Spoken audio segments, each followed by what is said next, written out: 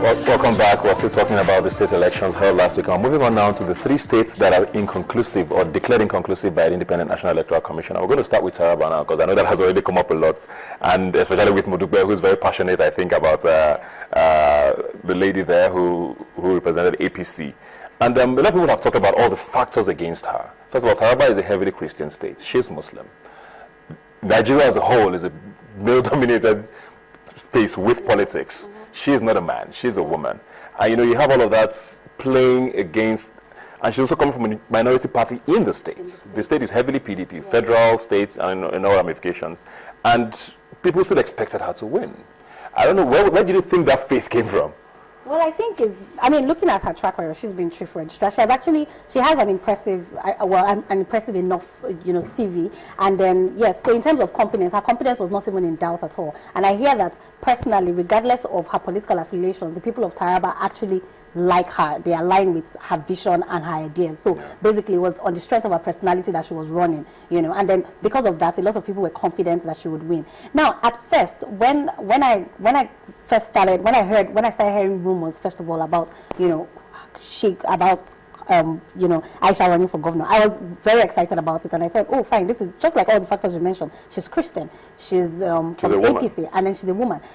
Her being a woman, the most interesting point, because I'm not saying that, just like you pointed out, the political scene in Nigeria is dominated by men, and that's because there are basic social roles that are ascribed to women, and then politics, it's not one of them. You just say, oh, you should be at home cooking. What are you doing here? So a lot of women over time have that ingrained in their, in their thinking, and they're like, oh, I shouldn't even be active, in politics. It's not really my business and all of that. So for a woman coming to that forefront, it gives a lot of women a lot of confidence and a lot of hope. So I guess that was what it was, because people were, tired of the rhetoric that, oh, politics is all about, male participation. Women also want to come out. So I guess that's what people were excited about. And then you have this change rhetoric all around Nigeria. So yes, she just really aligned with it that, oh, if a woman can be governor, it will be, it's change, really. Yeah. So I guess that's what it was. Do you think it was more excitement than substance, and people paid little attention to these 3 factors I mentioned?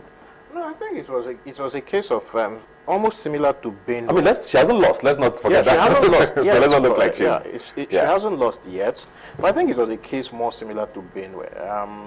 It's basically because of the whole Sontai Dam Baba imbroglio for a long time. It actually created a scenario where the power brokers within Taraba sort of lost control. Taraba essentially has one major power broker, former Chief of Defense Staff Theophilus Danjuma, and for a very long time what he says has been law, and he left it unresolved, the whole Sontai Dam Baba thing. So Taraba has been in that kind of limbo, and that's what gave the breakout opportunity. But I believe that because Mrs. Al Hassan failed to take it in one round, I think that's before the whole rerun thing, they will manage to put that genie back in the bottle. I think she will lose. Wow, that was quite definitive. Why do you think so? I mean, the fact that she's come this far, I must say, as much as I was excited about the fact that we might have a first female elected governor in Nigeria, I also knew all of these factors. That's why they elected. Hence my point of elected. I also understood all these factors against that. I lived in Gongola State when it was a state together for 2 years, so I understand all of these factors playing out there. I knew what parts of Gongola were Christian and what parts were more Muslim and all of that. So I knew these factors were going to play out. But I think it's great credit to her to the fact that she's gotten to this point where it's inconclusive and she's actually almost there. So why do you think she's not going to win?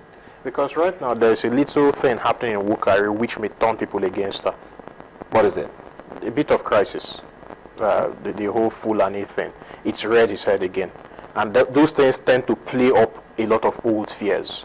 This is a crisis that has been going on for centuries and it's unresolved. It started about 1804 with the whole Usman Danfodio jihad. It's been unresolved. So people will be cynical enough to use those fears against her. Let's move on now to Abia State, because Abia is also one very interesting one. Most importantly, because we had so many things from so many sides. This is what happened. This is not what happened. We counted votes, then we cancelled elections, then we uncancelled them. What is going on in Abia State? Most people still don't even understand, even though it's inconclusive. What is going on in Abia State can be summarized with one word: ridiculous. And by the way, in the Abia, I must get this off my chest. You guys yab. Your mates in Rivers are carrying AK-47s and you are carrying cutlasses.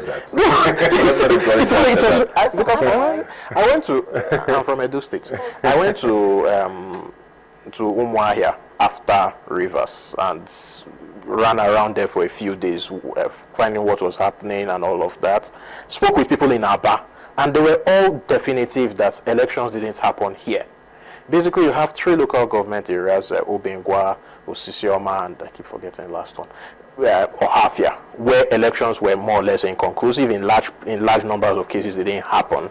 Now, these are the 3 local government areas where basically the PDP, that's the Ochendo, the current governor and his candidates felt they could get a lot of votes. So they tried to intimidate.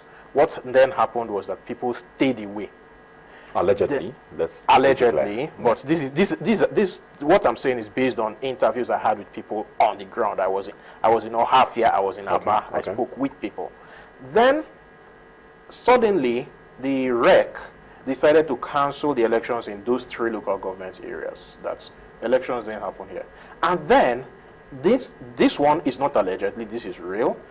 The REC was visited by the governor, the PDP mouthpiece, Mr. Olisa Metsu, and then But I saw interviews of both those people on the station during the week, Olisa Metsu and the governorship candidate for the PDP, denying that ever happened. Well, they will deny. They visited. So, anyway, bottom line is they visited and suddenly the REC brought back the results. Now, here's the kicker. Uniformly across the rest of Abia states, all the other local government areas, turnout was in the range of 25 to 35%. In those 3 local government areas, turnout was, based on those results that came from nowhere, turnout was in the 70% range. I think, so the question is, how?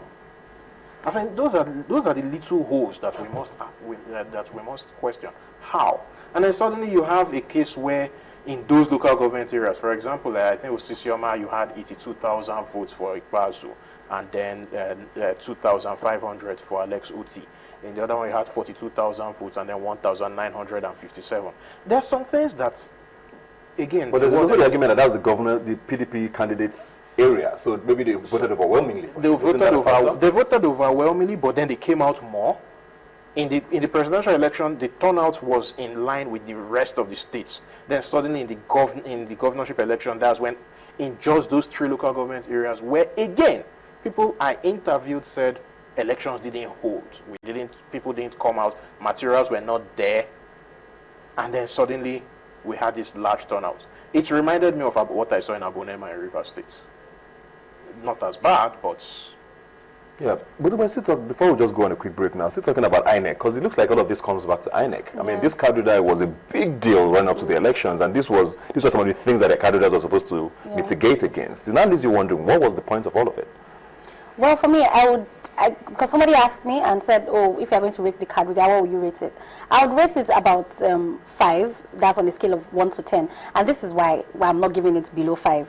Because there was an improvement with at least data in terms of, accredited voters.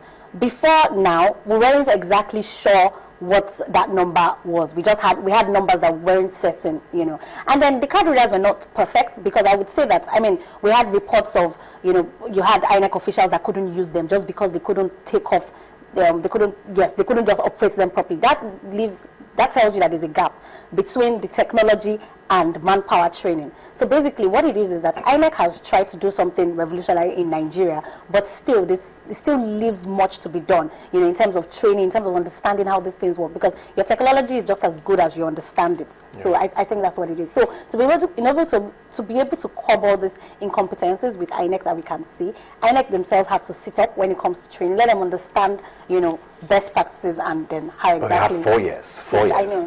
But we're gonna go on a break. Now we'll come back. We'll talk more about Imo State, of course, and then conclude by talking about the role of the youth in all of this. Please stay with us.